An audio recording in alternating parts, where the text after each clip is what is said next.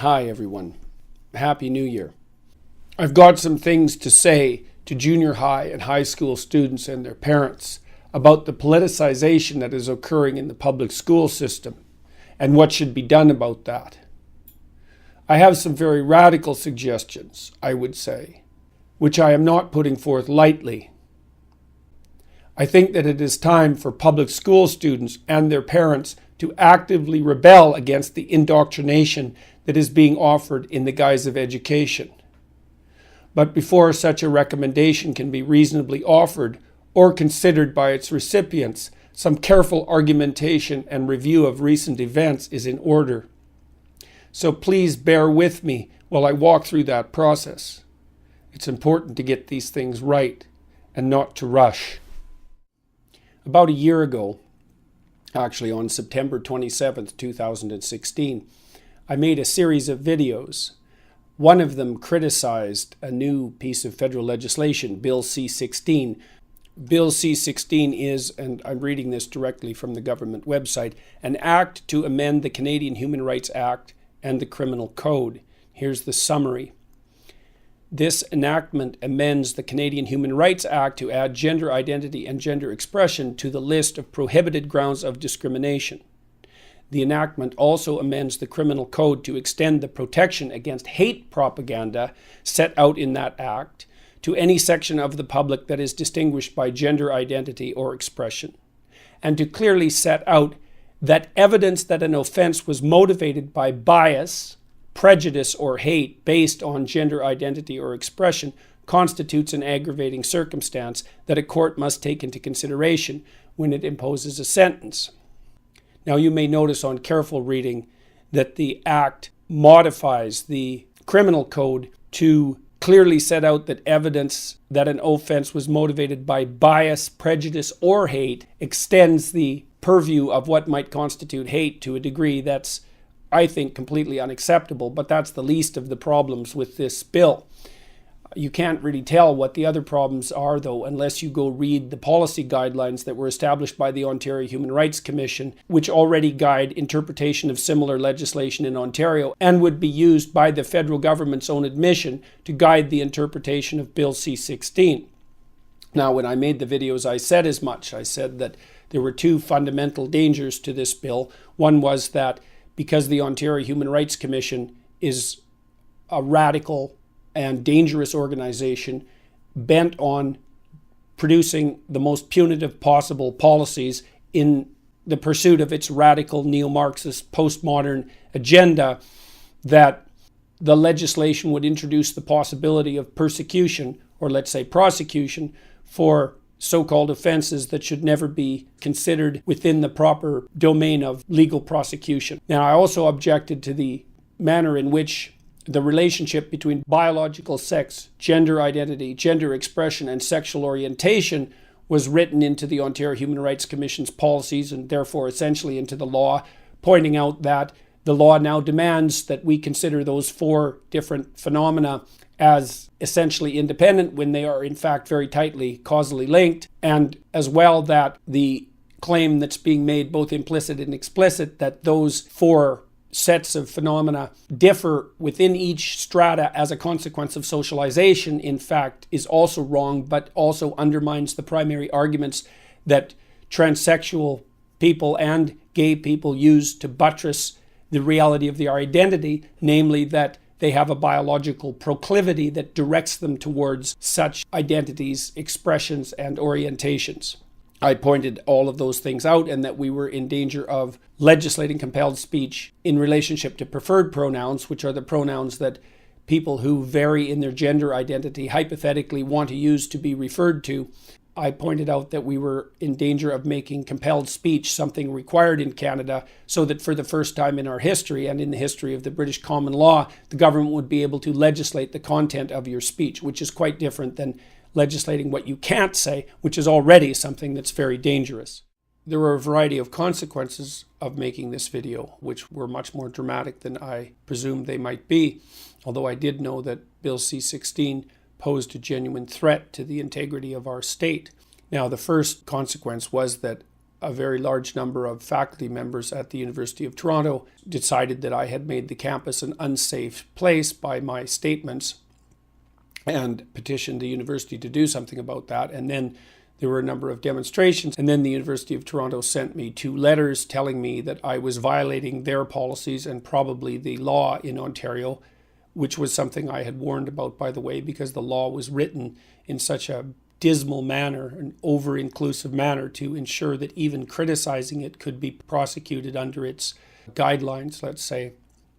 And then there was a debate that the university held where defenders of Bill C-16 insisted that I was all the terrible things that I had been called and that I was misinterpreting the bill and that the dangers that I foresaw as a consequence of its implementation would never manifest themselves. Rather than to address himself to the scientific evidence concerning gender identity and expression, and by adopting rhetorical strategies more common to BreitbartNews.com than a university professor's lecture, Dr. Peterson goes on to discredit the very constructs on political grounds instead of on grounds provided by scholarly evidence, that these constructs are, in no particular order, leftist, radical, and politically correct.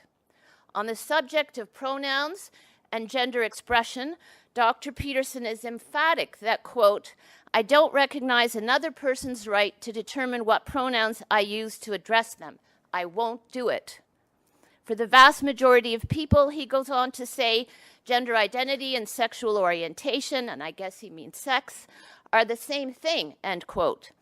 As for the definition of transgender, Dr. Peterson claims that, and I quote, "I don't believe that these people, these terms stand for good things. I think that these people use these terms as a pretense that they stand for good things, as a pretext for them to continue their nefarious activities," end quote. Well, this is hardly the stuff of academic scholarship. And I should say to the university's credit, by the way, that once they got on their feet after sending me the original 2 letters, they seem to have come down quite strongly on the side of free speech in the last year. And so that's something positive that's come out of all of this.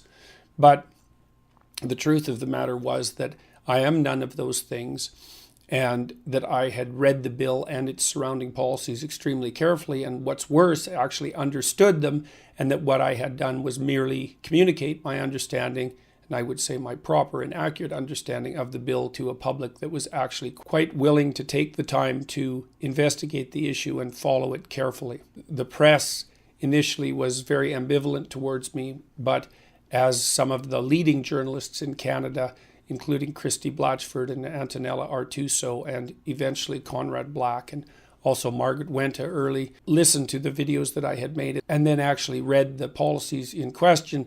They understood that the bill did in fact pose a threat to free speech in the manner that I had described, and came out very strongly on my side. Now, I have some sympathy for the fact that I was tarred with a variety of epithets immediately after having made the video, because I was warning that there was something not good going on in Canada.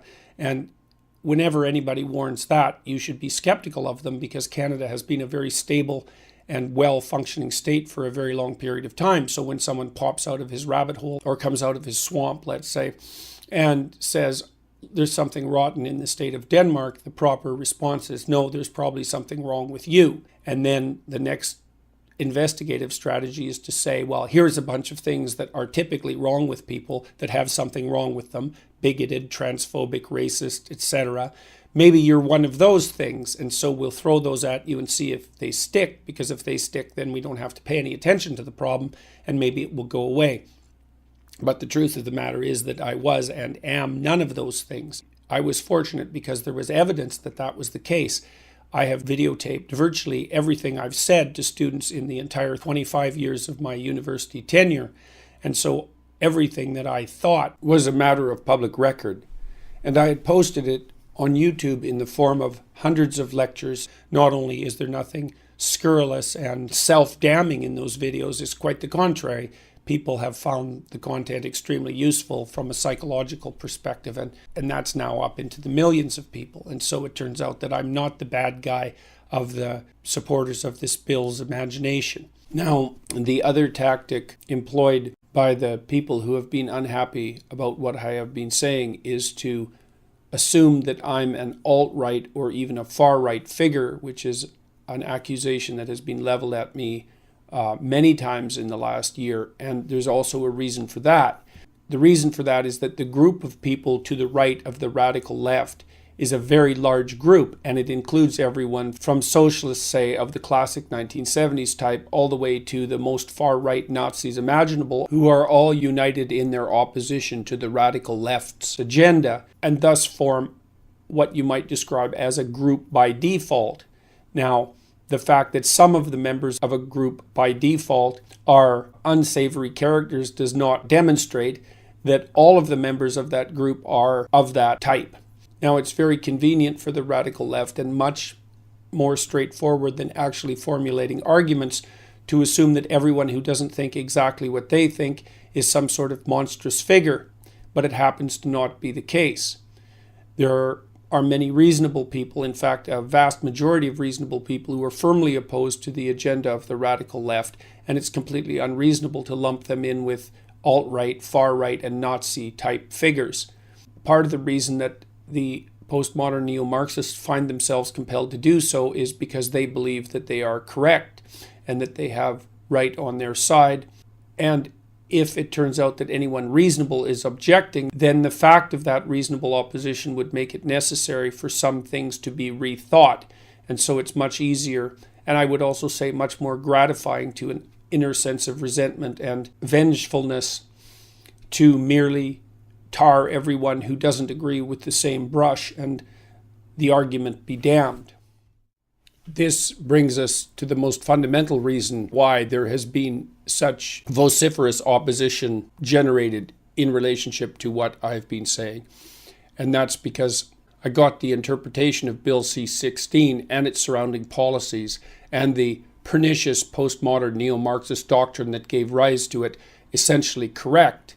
And it's in the best interest of those who are pushing this pernicious doctrine and its legislative consequences to do everything possible to discredit me so that the facts of the matter remain hidden from the general public, and perhaps even from those who have formulated the doctrine themselves. So I read Bill C-16 and the surrounding policies that would guide its interpretation as formulated by the Ontario Human Rights Commission, and then I informed the public to the best of my ability about the content of that legislation and policies and its intent. And we've outlined the consequences. Two major questions remain. Is what I had to say to be trusted? And if I was correct in my analysis and diagnosis, what steps should be taken now, if any, to rectify the situation? So let's begin with the question of whether or not my interpretation is to be trusted. And we'll start that with a brief overview and then an analysis of the recent events at Wilfrid Laurier University. As you may know or may not know, but should know, at Wilfrid Laurier University recently, a teaching assistant named Lindsay Shepherd found herself in hot water because she had the temerity to play a video clip from TVO's The Agenda in the class that she was charged with conducting. As a consequence of playing the video clip, she was brought in front of a disciplinary panel consisting of three individuals, Nathan Rambukkana, Herbert Pimlott, and Adria Joel. Rambukkana and Pimlott are professors in the communications department at Wilfrid Laurier University, and Adria Joel is an administrator who was hired as a consequence of legislation introduced by Kathleen Wynne to conduct exactly the sort of disciplinary investigation that she sat in on.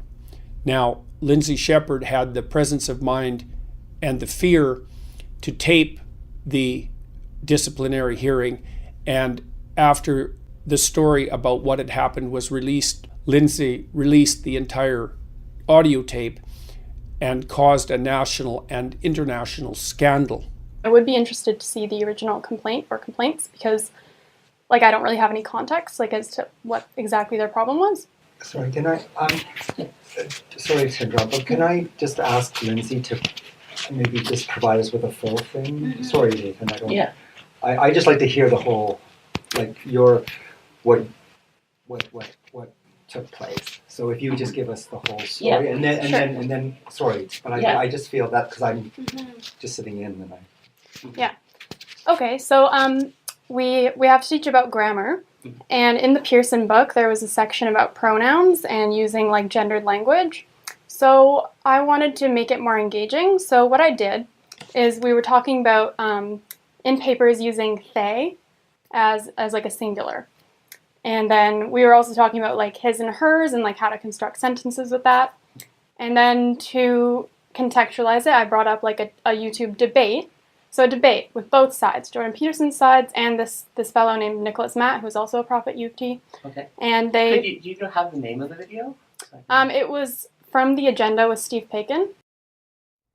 What's in a name? Potentially a great deal.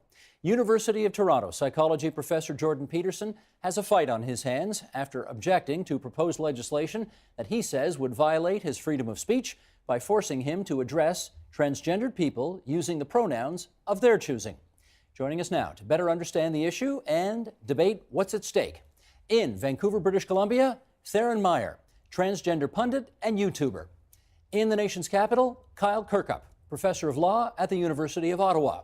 And here in studio, the aforementioned Jordan Peterson, professor of psychology, University of Toronto, Nicholas Matt, lecturer, transgender studies at U of T, and Mary Rogan, whose article entitled Growing Up Trans is featured in the October issue of the Walrus magazine. Good to have you three here and our two friends in Points Beyond. We appreciate everybody being on the program for what is, I think, one of the hottest topics in the country today, Professor Peterson, and it's all because of you. And I think before we go any further with our conversation here, I want to give people a sense of how hot this has got, starting on the downtown campus of the University of Toronto. Okay. Well, as you can see, the opponents of free speech are capable of making a lot of inarticulate noise. Free speech is the mechanism by which we keep our society functioning. Woo! And by doing this, you're imposing, whoa, whoa, whoa, whoa, whoa, whoa, not cool, not cool.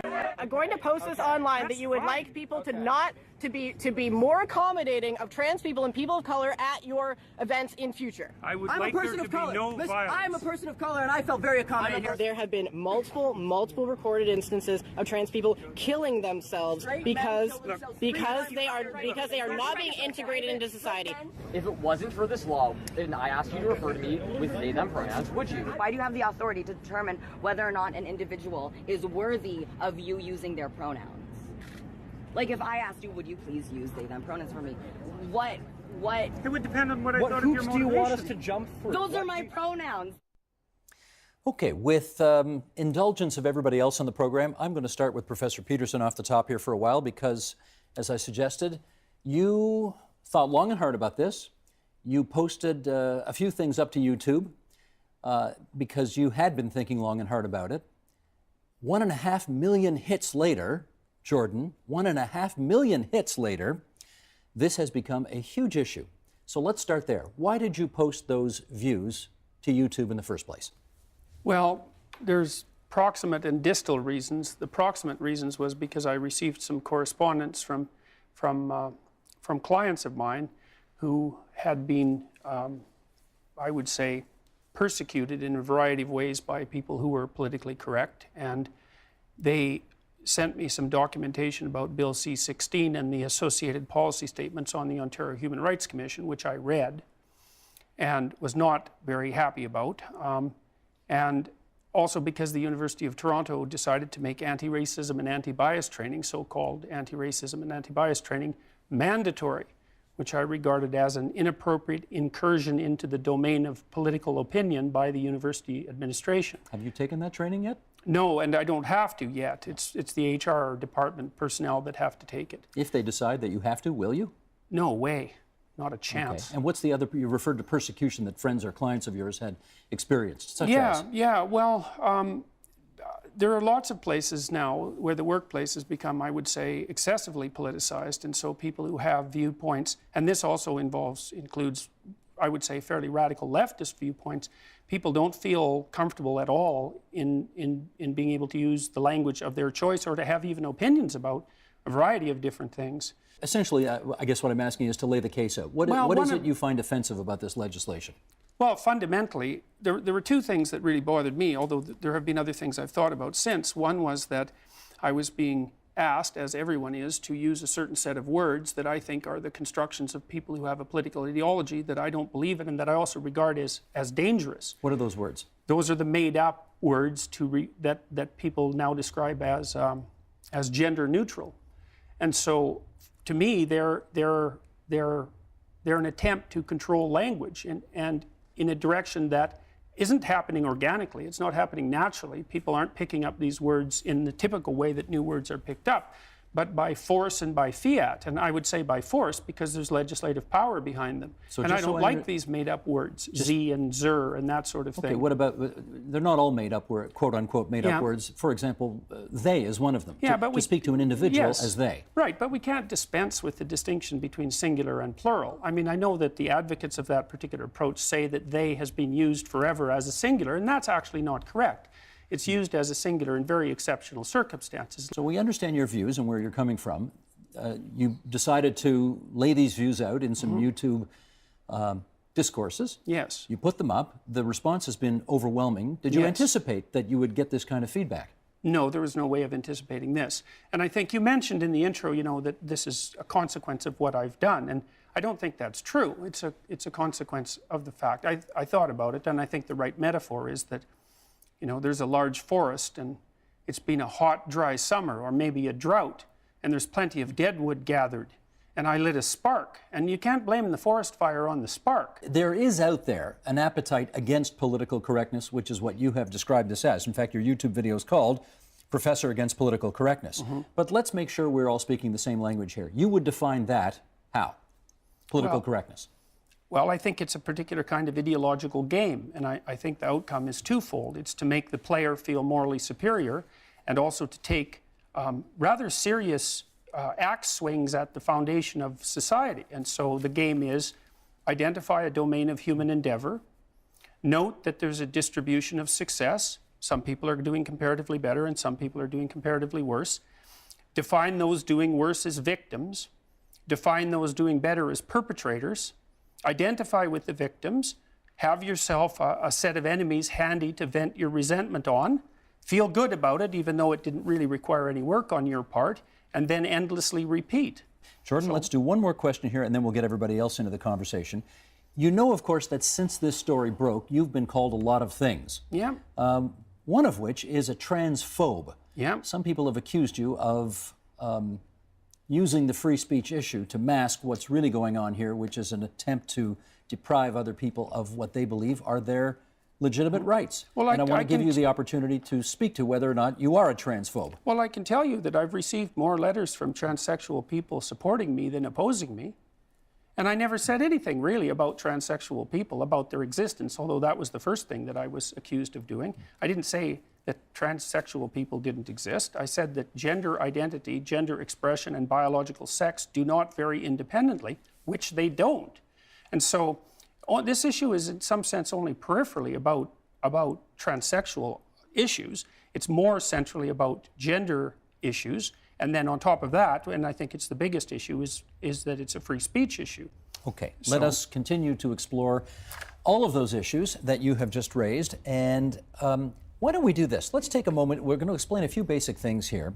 The issue of so-called non-traditional pronouns goes together with non-traditional gender identities. New York City, for example, recognizes 31 such gender expressions. In other words, besides man and woman, there are 29 other gender expressions. For example, pangender, queer gender, gender fluid, cross-dresser, bigendered, gender blender, and the list goes on.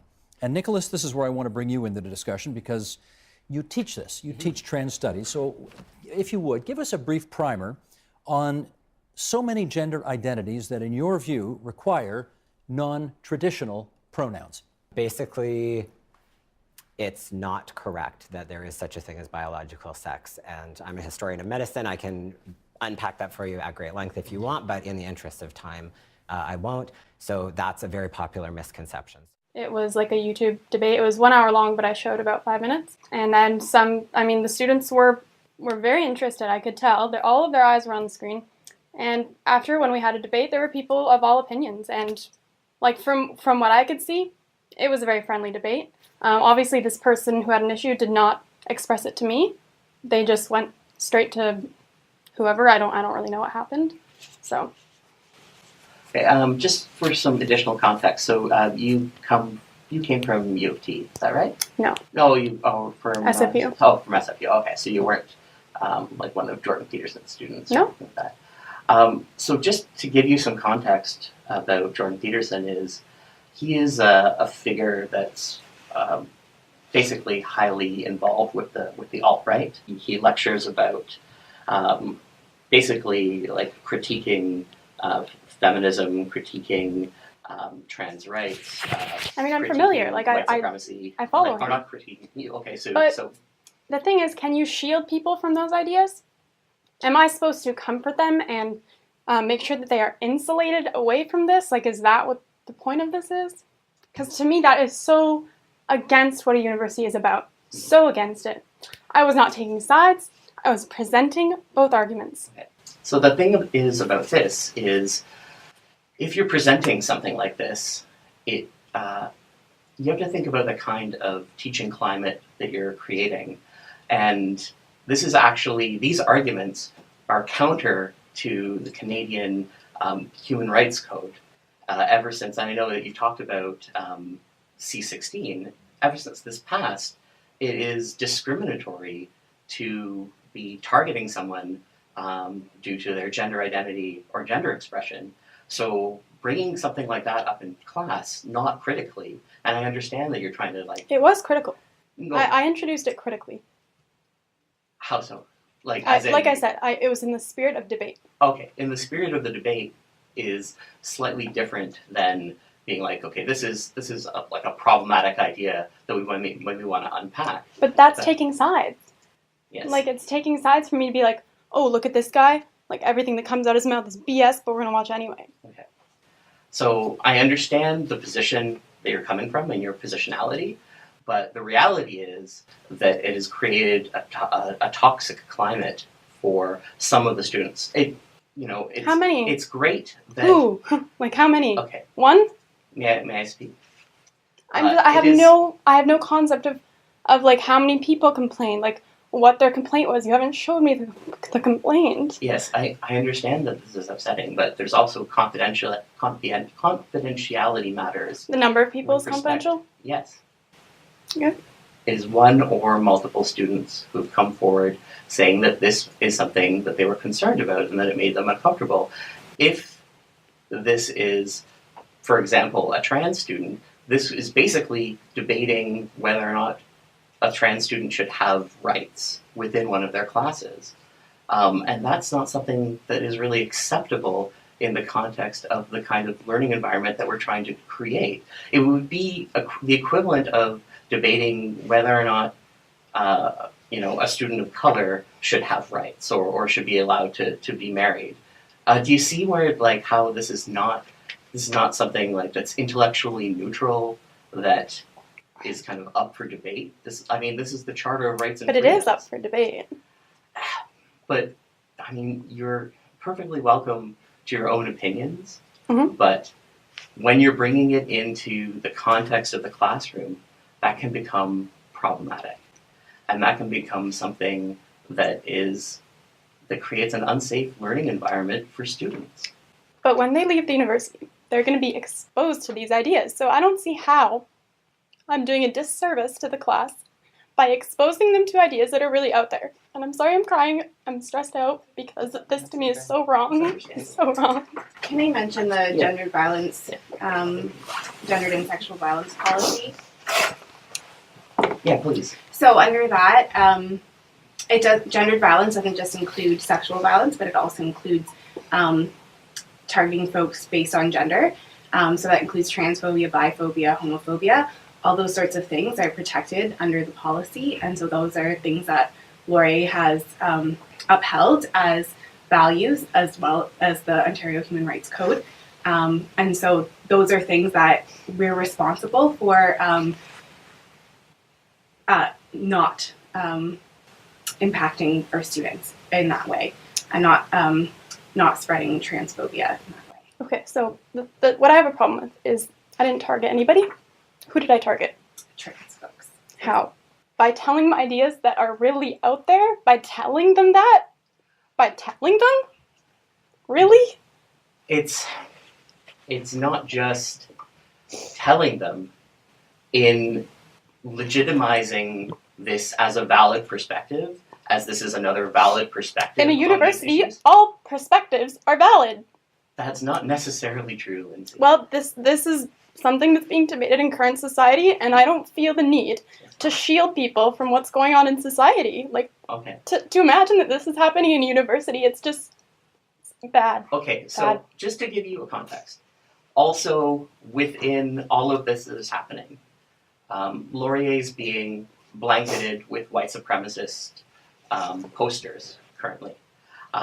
There's another debate in society, which is whether or not North America should be a set of white nationalist states and that it should be ethnically cleansed of other people. That is also a current debate in society.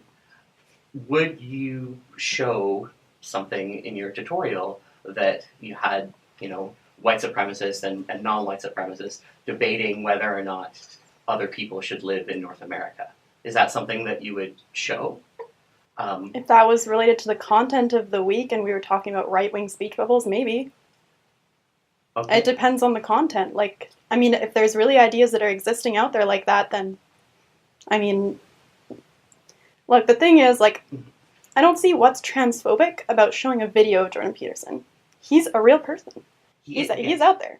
He is a real person, but he is a real person who has engaged in targeted behavior that, or targeting of trans students in a particular, like basically doxing them, if you know the term, like giving out their personal information so that they will be attacked, harassed, so that death threats will find them. This is something that he has done to his own students. He has done to other students. And this is also something that the students are aware of. So this is basically like playing, not to kind of do the thing where everything is kind of compared to Hitler, but this is like neutrally playing a speech by Hitler or Milo Yiannopoulos from Gamergate. This is the kind of thing that departmentally, in terms of like critical communication studies and in terms of the course of what we're trying to do, is diametrically opposed to everything that we've been talking about in the lectures. Faculty and administration at Wilfrid Laurier University reacted in a number of different manners to the release of this taped information. I'm going to first read you some excerpts from the independent fact-finding report commissioned by Wilfrid Laurier University President Deborah McClatchy. She said, "I believe it is time for some clarity around the events of the past few weeks here at Wilfrid Laurier University, stemming from the very regrettable meeting that followed the showing of a TVO clip by a teaching assistant during a tutorial. There were numerous errors in judgment made in the handling of the meeting with Ms. Lindsay Shepard, the TA of the tutorial in question. In fact, the meeting never should have happened at all. No formal complaint, nor informal concern relative to a Laurier policy was registered about the screening of the video. This was confirmed in the fact-finding report. There was no wrongdoing on the part of Ms. Shepard in showing the clip from TVO in her tutorial. Showing a TVO clip for the purposes of an academic discussion is a reasonable classroom teaching tool. Any instructional material needs to be grounded in the appropriate academic underpinnings to put it in context for the relevance of the learning outcomes of the course. The ensuing discussion also needs to be handled properly. We have no reason to believe this discussion was not handled well in the tutorial in question." So, after Deborah McClatchy commissioned an independent fact finder, Lindsay Shepard was completely exonerated. I'll put a link to where you can read the university president's entire response to the disciplinary meeting in question. Now, this is how Deborah McClatchy sums the situation up. For those who have chosen to use this incident as an indictment of Wilfrid Laurier University or the plight of Canadian universities in general, I say your assertion is unreasonable and unfounded. Well, that really is the question, isn't it? Was this a unique occurrence, a consequence of the misbehavior, shall we say, of two ill-informed professors and an administrator, or was this actually diagnostic of the genuine state of Canadian universities, perhaps universities in the Western world? We have to review the evidence at hand. First, we have what happened at Wilfrid Laurier itself. I would like to point out that the events there were more serious and less predictable even than what I had warned about when I made my original video.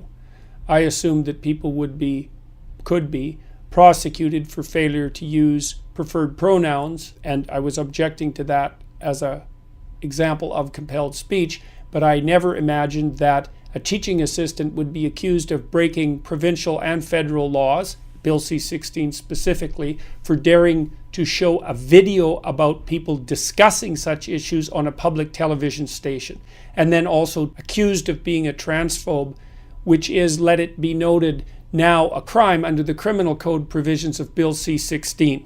Furthermore, in the aftermath of her release of this discussion, Shepherd was accused of all of the right-wing attributes that had been leveled at me, all of which are also arguably prosecutable under the aegis of Bill C-16. Now, we don't want to underemphasize the importance of this. Remember that these were two faculty members and as well an administrator, Adria Joel, who was hired precisely for this purpose. So that's the first piece of evidence. Next, we might consider the response from others at Wilfrid Laurier University itself, as well as professors and pundits outside that university in other departments and institutions. I'm going to start with a letter that was written by 20 members of the Department of Communication Studies at Wilfrid Laurier, which is the same department that houses Rambucana and Pimlott. Here's what they had to say about the matter. I'm going to paraphrase. A meeting with Shepherd was secretly recorded and sent to the media by that TA. This act sparked columns and op-eds that rushed to assess the meeting, generalizing from this single event a diagnosis of our program, the university, and the state of higher education in Canada. We welcome the widening range of perspectives on this situation that are beginning to emerge in the public sphere. We recognize that the meeting was mishandled. We specifically acknowledge the power imbalance in the meeting, as Dr. Rambucana acknowledged in his open letter to his TA. In future meetings, where serious matters pertaining to the conduct of TAs are under discussion, we acknowledge that students should be encouraged to bring someone representing them and their interests. We would support a graduate student initiative to unionize TAs, which could provide student employees with a grievance process and other forms of support in cases such as this one. As we understand it, Dr. Rambucana did not operate unilaterally when he called a meeting with his TA. Rather, we believe he acted in response to a disclosure made by one or more students to university offices set up to provide confidential support. Upon being notified of this disclosure, Dr. Rambucana, as course instructor, understood that he had a responsibility to act in line with university policies, including those laid out in the gendered and sexual violence policy. Now, I'm going to interject here for a minute. That's a very interesting point, because President McClatchy has basically complained that Rambucana and Pimlott and Joel herself acted outside the policies that the university has established. However, the faculty members writing in support of their colleagues claim that the reason that Rambucana and Pimlott and Joel as well acted in the manner they did was because they were following those policies. So which is it? Now here's my 2 cents for what it's worth. My suspicions are that the policies are written so badly, like Bill C-16 itself and the surrounding policies at the Ontario Human Rights Commission, that either of those interpretations are possible. It's convenient for the university to disavow responsibility for the actions of its faculty member and its administrators, and it's convenient for the faculty members and administrators to say that they were just following policy. And it's not clear at all that the independent fact-finding council has settled that to anyone's satisfaction. Either way, it's serious business. Back to the letter. While the free speech of a single individual has dominated discussions surrounding this situation, academic freedom is also a decisive term in this context. Dr. Rambukkana exercises academic freedom as a course supervisor by setting parameters for the multiple tutorials that supplement his lecture.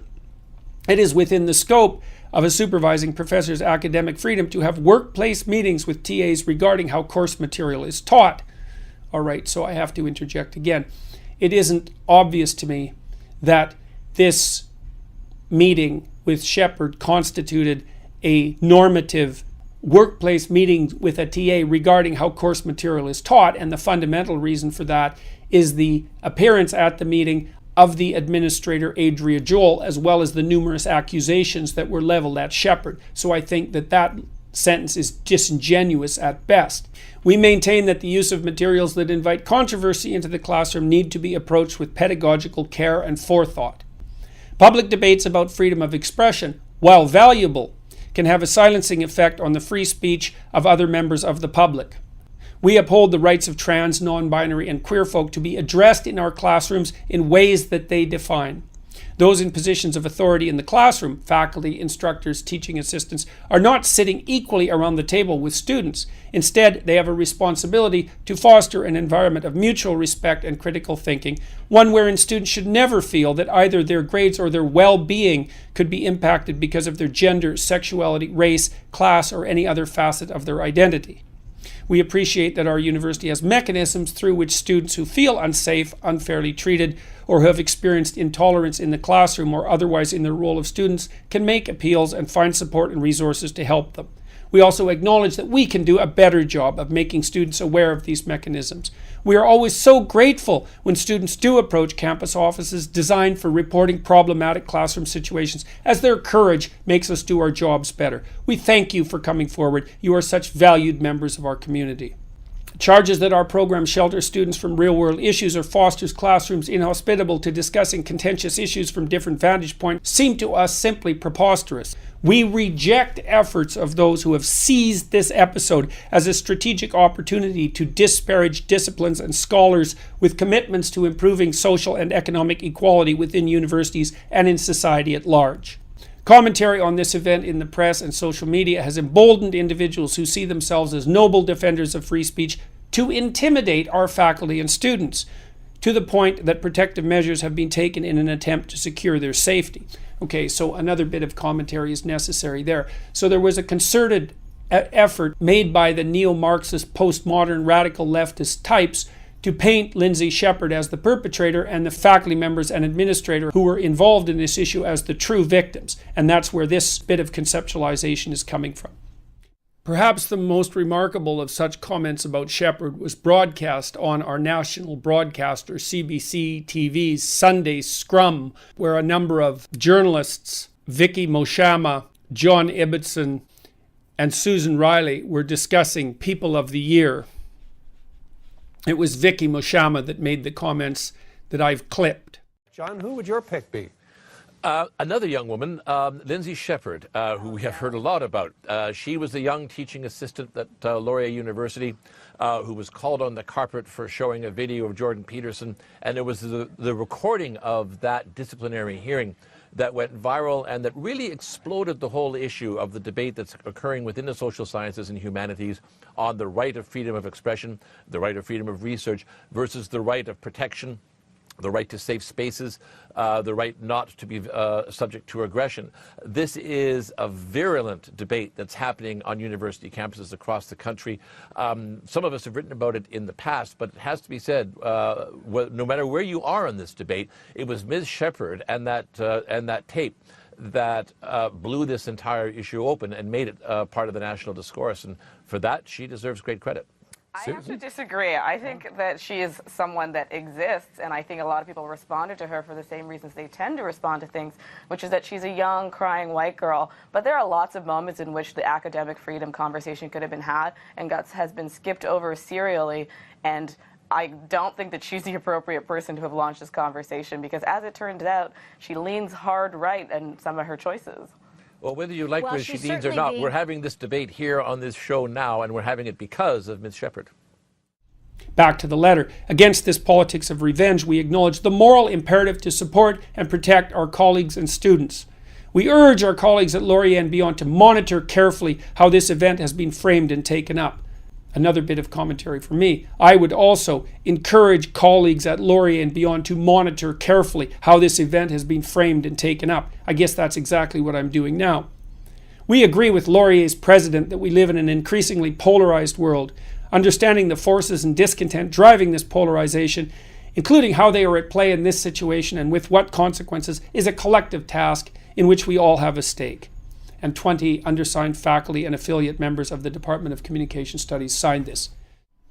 Although the signatories of this letter admit that the meeting was mishandled, they do not say much about how, with the exception that Shepherd was not provided with independent counsel or support. To the contrary, they state that Rambukkana et al. Were simply following university policies put in place as, quote, mechanisms through which students who feel unsafe, unfairly treated, or who have experienced intolerance in the classroom or otherwise in their role as a student can make appeals and find support and resources to help them. Thus, although McClatchy and these letter writers both claim in their way that this incident is not diagnostic of the state of the, quote, program, the university, and the state of higher education in Canada, both the statement from McClatchy and the Department of Communications indicate, in fact, that something has gone deeply and profoundly wrong. Rambukkana's colleagues state that Rambukkana, Pimlott et al. Did nothing wrong, except Shepherd's lack of independent representation. And if they did do something wrong, it was merely because they were following policy which was laudatory and admirable in its intent, if not in its implementation. Now, the Wilfrid Laurier Faculty Association also weighed in on this issue, and here's the gist of what they had to say. I'll put a link to the entire letter in the description of this video, but this is what they considered most worthy of note. To be clear, WLUFA condemns the violent speech and actions that have unfortunately become a daily occurrence on our campuses. In particular, the harm that has been leveled at our trans community and its supporters is unacceptable. WLUFA stands in solidarity with our LGBTQT community as they continue to battle their way through walls of ignorance and oppression, walls that seem to have been disproportionately fortified in the last few weeks. So that's commentary on the Lindsay Shepherd affair from the Faculty Association representing all of the professors at Wilfrid Laurier University. No comment whatsoever of substance on the nature of the meeting itself, only an expression of concern for the hypothetically and very poorly documented, by the way, unsafe conditions for faculty and students that have arisen at Wilfrid Laurier University in the aftermath of the release of Shepherd's tape of the meeting. Now, I said that I was speaking to junior high and high school students at the beginning of this video, and so far I've only talked about the state of our universities. But I'm doing this and providing this extensive background because universities provide the teachers for our public schools as well as the destination place for the most academically able of the students who come through the school system. Thus, before making my recommendations, which I will do with all seriousness, I have to document my discontent thoroughly. I'm therefore going to talk about the response to the Shepherd affair outside of Wilfrid Laurier University before returning to the point at hand. I am doing that to demonstrate that the state of affairs indicated by Lindsay Shepherd's tape is by no means unique to Wilfrid Laurier itself. I'm going to start with a few video clips featuring Professor Rinaldo Walcott of the Women and Gender Studies Institute at the Ontario Institute for the Studies of Education. These clips are taken, once again, interestingly enough, from TVO's The Agenda with Steve Paikin. Walcott recently appeared on The Agenda to discuss the events I'm speaking with you about today. I chose to highlight Walcott because he's director of the Women and Gender Studies Institute at the Ontario Institute for the Studies of Education, and OISE, as it's known, is perhaps the most influential educational institute concerned with public school curriculum in all of Canada, and therefore an organization whose decisions are of critical importance for determining the nature of what's taught from kindergarten all the way through high school, not only in Ontario, but because of its influence all across Canada and perhaps beyond. I firmly believe that Walcott's attitude is indicative of the ideological stance that characterizes the philosophy that is taught to those who will be the teachers of young people in the public school system in Canada from kindergarten through high school. The incidents at Wilfrid Laurier University have certainly provoked a debate within academia and beyond on finding that sweet spot between freedom of expression and respecting the diversity of the student body. Is it possible to satisfy both of those legitimate aims?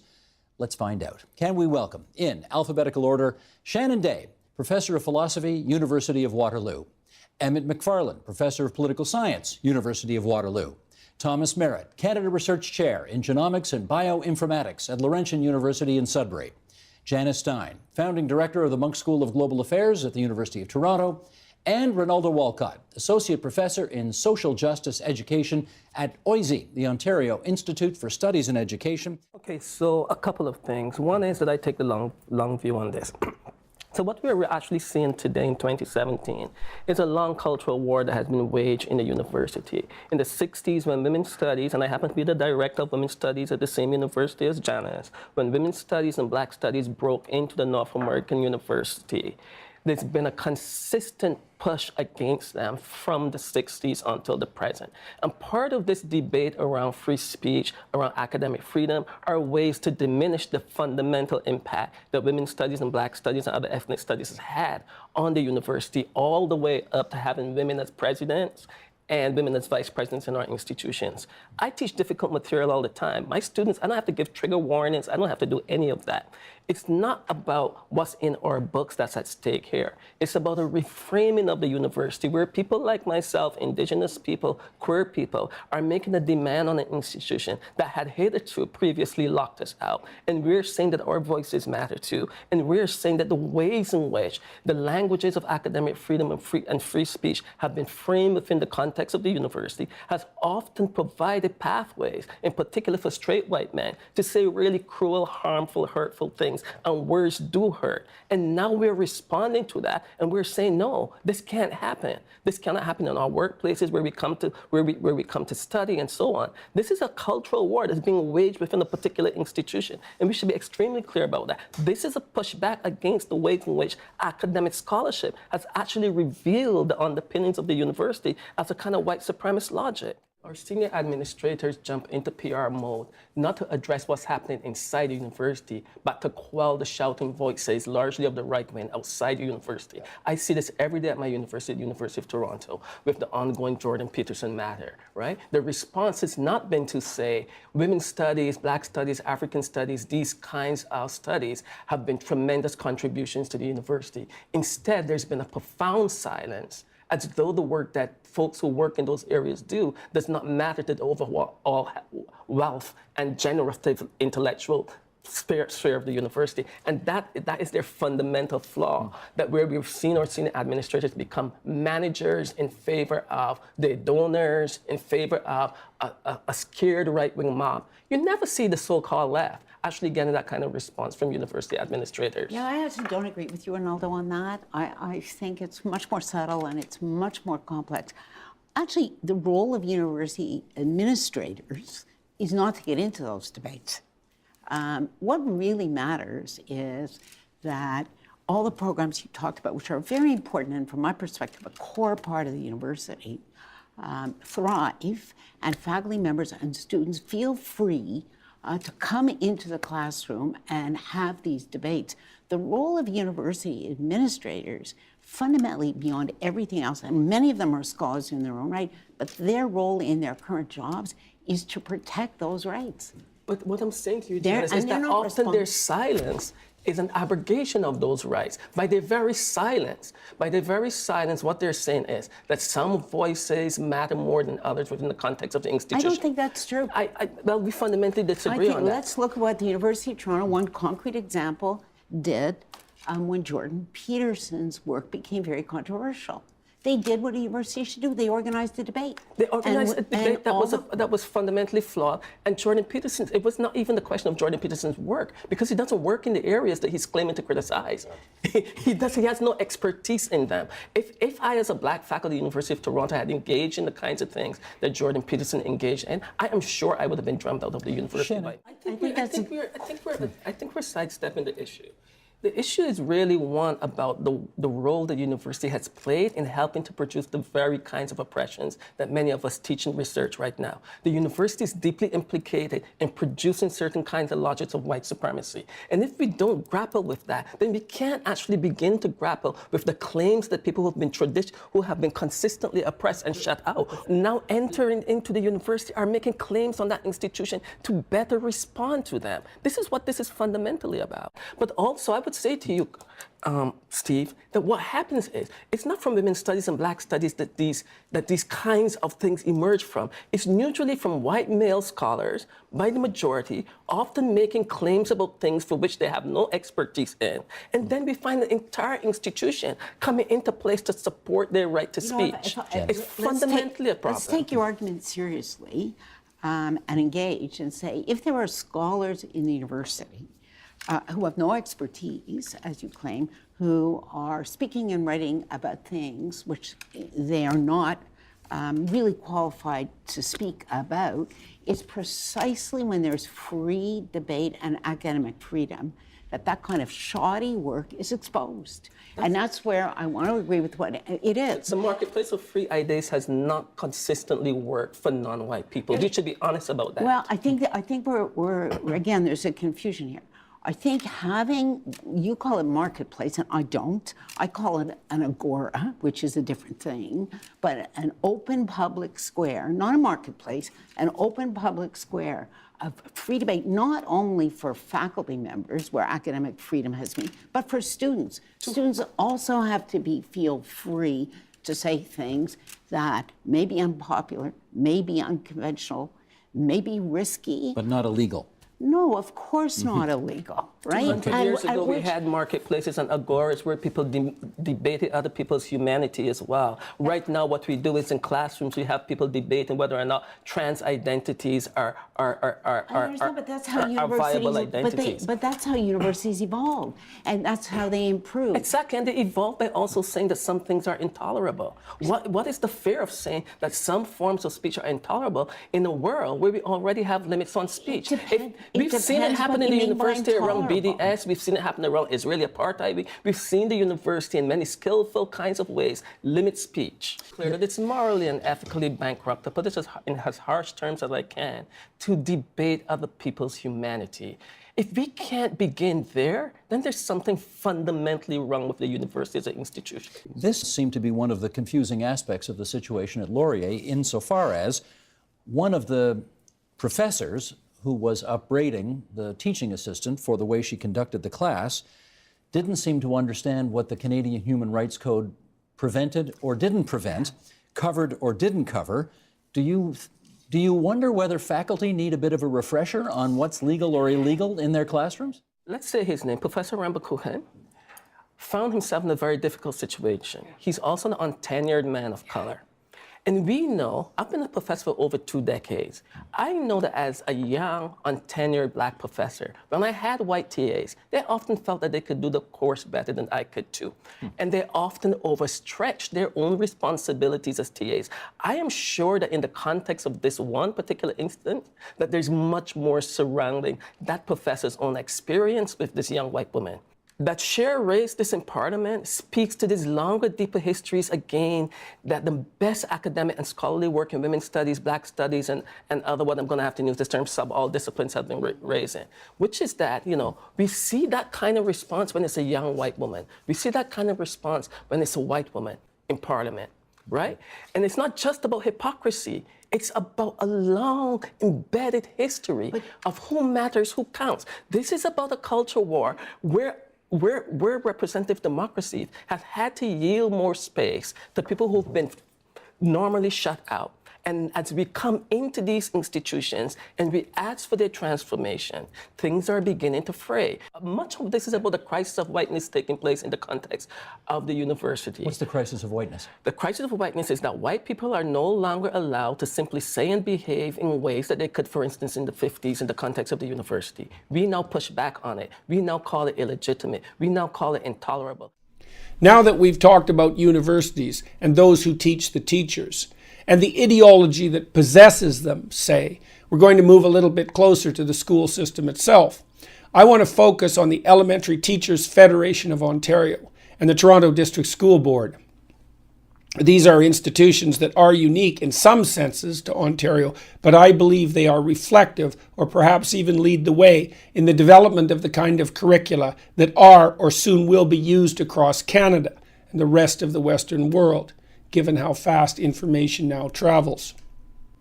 The first question we might ask is, what should children and young adults be taught and not taught from kindergarten through high school? My answer to that is quite straightforward. They should be taught to read and write and speak skillfully and gracefully, and that should be done with a minimum of political bias. If you agree with that sentiment, however imperfect you might find it, then you need to realize that it is not in the least the guiding principle of the current public education system. The people who are teaching your children no longer believe, for example, that children can be taught without political bias. They also believe that their particular political viewpoints are so self-evidently and finally correct that it is proper and just to concentrate on inculcating them into children as early as kindergarten, regardless of what their parents or anyone else might want. I do not believe that this is a goal shared by even a majority of teachers, and many have written to me indicating their dissatisfaction. But a small, noisy, domineering, victimhood-claiming coterie of radically left-wing thinkers have commandeered the controls and are steering the ship where they want it to go, screaming bloody murder if anyone dares to question, or worse, oppose. Both the Elementary Teachers Federation of Ontario, which operates at the provincial/state level, and the Toronto District School Board, which operates at the level of the city, have explicitly adopted a social justice program and have implemented curricula based on its principles from kindergarten through grade 8, with similar programs operating in the remainder of junior high and high school. The ETFO, elementary teachers, remember, is equity-oriented. This means equality of outcome, not equality of opportunity. And that is a radical left-wing, even Marxist goal. They describe their own organization as a, quote, social justice union, end quote, and have produced educational material aimed, in their own words, at fostering a climate of social justice in Ontario. This material is part of the Social Justice Begins With Me initiative. The ETFO, Elementary Teachers Federation of Ontario, claims furthermore that the education system is a key means of delivering messages around inclusion, diversity, and welcoming environments. They have developed a curriculum of children's literature aimed at delivering precisely this message, thus bending art, as ideologues always do, to the purposes of propaganda, justified by their belief that their ends justify their means. The Social Justice and Equity Project encompasses all elements of the curriculum, including language arts, mathematics, science and technology, and the arts. Even the very act of reading is taught from a neo-Marxist/postmodernist radical left perspective, as students are encouraged, after finishing a given book, to identify the power claims of the author and to note which groups have been excluded from consideration by that author. The Toronto District School Board, for its part, has its own social justice action plan, committed as it is to fairness, equity, human rights, and economic egalitarianism. That is the slogan of a political manifesto, not a proper statement for an administrative board whose proper role is the local governance of the education system. No matter. The TDSB unabashedly announces its progressive agenda, with no consideration whatsoever given to the fact that indoctrination and education exist at precise cross purposes to one another. Their policies continue. The TDSB has a shared responsibility to contribute to positive social change, both locally and globally.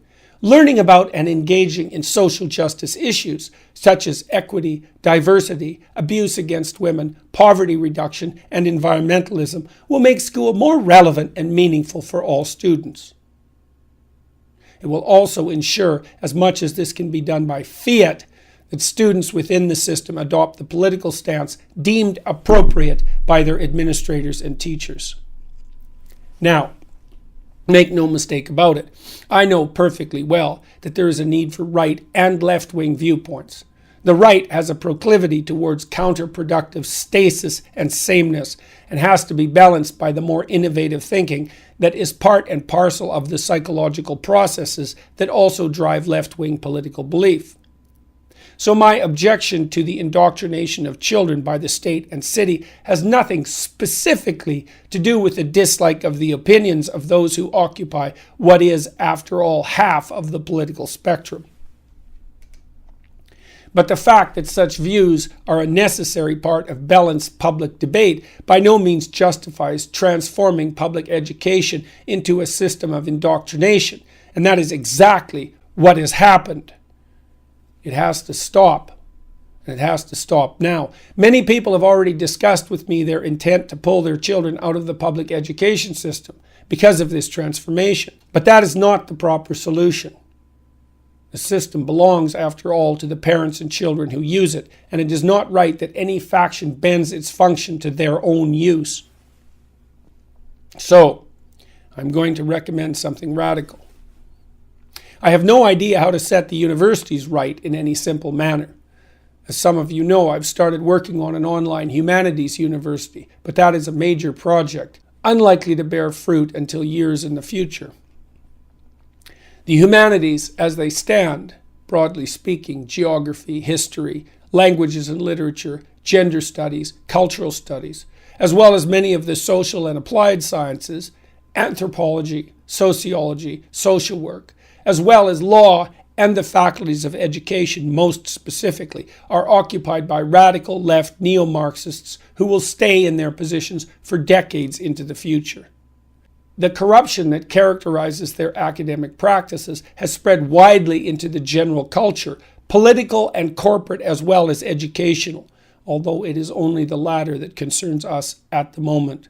I think the only real hope of forestalling further deterioration of the sort that would require, for example, large-scale exodus from the public school system, which I think is inevitable if present trends continue, is for the users of such systems, school children and young adults and their parents, to put a stop to its politicization. We have now reviewed evidence indicating widespread ideological corruption at the level of the professoriate, administration, university department, university, and higher education systems in general, as well as a refusal to admit to that corruption and a proclivity to name-call, deride, shame, and protest when such issues are brought to light. Such corruption particularly, although not uniquely, typifies the faculties of education, where those who teach your children are in turn taught.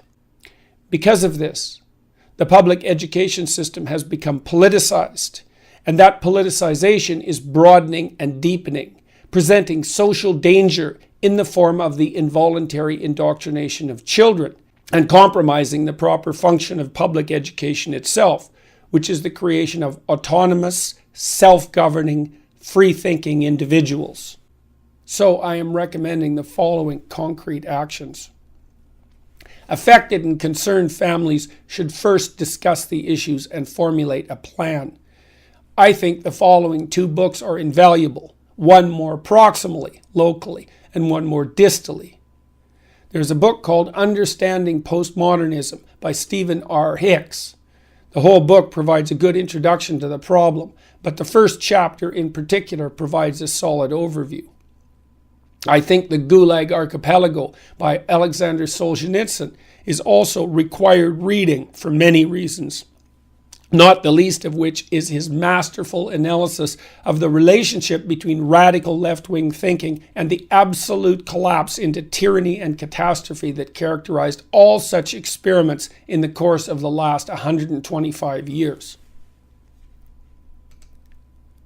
More directly, I think students should, with the backing of their parents if possible, leave their junior high and high school classes if any of the following topics arise. This means they should stand up, note their objections to the content. This sounds like indoctrination to me rather than education, so I'm leaving, and then leave. Perhaps they could encourage a classmate/friend to videotape their actions and post it on YouTube. It wouldn't take very many students performing such an act to produce a very powerful effect, and it is certain that many who won't have the courage to do so will agree secretly that such action was necessary. Here are the topics I regard as indicative of indoctrination rather than education. Diversity, inclusivity, equity. Conveniently, these form the acronym DIE, which is exactly what the philosophy underpinning their grouping and use should be encouraged to do. White privilege, systemic racism, gender. I'm not claiming that there is nothing to be learned about such topics or even that they shouldn't be discussed. What I am saying is if they are brought up in an elementary, junior high, or high school classroom, the odds are very high that the lesson to be learned will be one driven by ideological/propagandistic concerns rather than one aimed at the inculcation of knowledge, wisdom, or skill. Here are the words again. Diversity, inclusivity, equity, white privilege, systemic racism, and gender. There will be mistakes made with such an approach. Some who discuss issues such as inclusivity and equity are going to be more reasonable than others. But that does not change the fact that the philosophy driving the pushing forward of such topics is essentially ideological and propagandistic. So I think such active resistance will get the point across very effectively. It is too bad that it has come to this, but in my opinion, it has. Think long and hard about it. My feeling is this: if effective action is not taken now to counteract the politicization of the public school curriculum, the need for such action will merely increase, and it will take much more to forestall the process later. Pick your poison. Good luck. The best to you and your family, and Happy New Year.